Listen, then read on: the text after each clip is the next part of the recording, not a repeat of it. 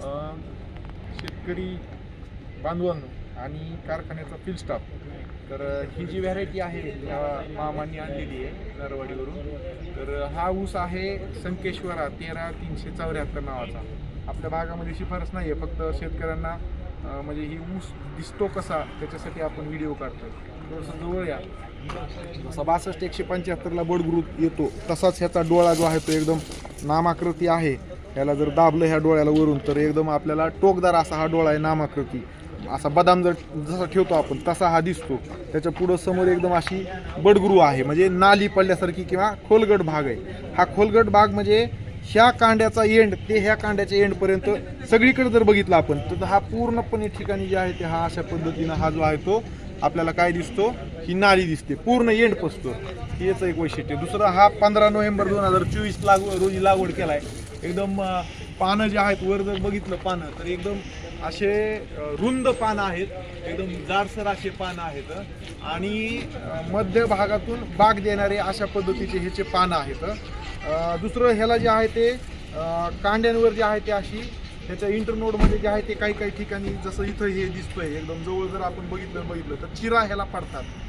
ह्याला चिरा पडतात 8632 सारख्या.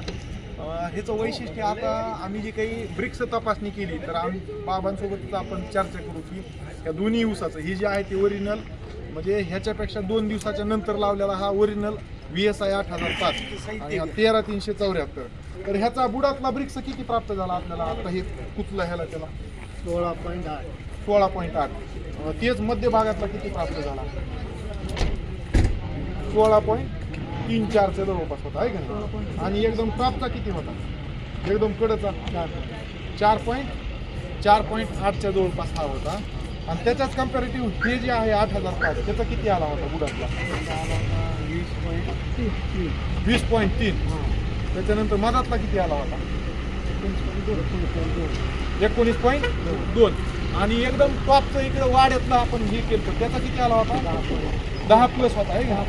तर ही एवढी मोठी डिफरन्स आहे. हे फक्त आपल्या शेतकऱ्यांच्या माहितीचं म्हणून आणि हा व्हिडिओ काढलेला एकदम अशी उंच अशी ही जात पण आपल्या महाराष्ट्रासाठी जी आहे ती शिफारसीत नाही.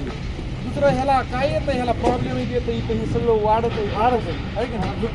झुपके तयार होतात आणि नंतर काय होतं की जर प्रमाण जास्त वाढलं, पाऊस जर जास्त असला, ह्युमिडिटी जास्त असली ना, तो ऑगस्ट महिन्यामध्ये हे होतंय. तर ह्याच्यामध्ये मेजर प्रॉब्लेम आणखीन एक आहे, पोक्का बोईंग नावाचा रोग, फ्युझरियम ऑक्झिस्पोरम नावाच्या बुरशीमुळं तो होतो. तर ते कंट्रोल करण्यासाठी आपण त्याला बुरशीनाशकाचे स्प्रे घ्यायला पाहिजे जून महिन्यामध्ये.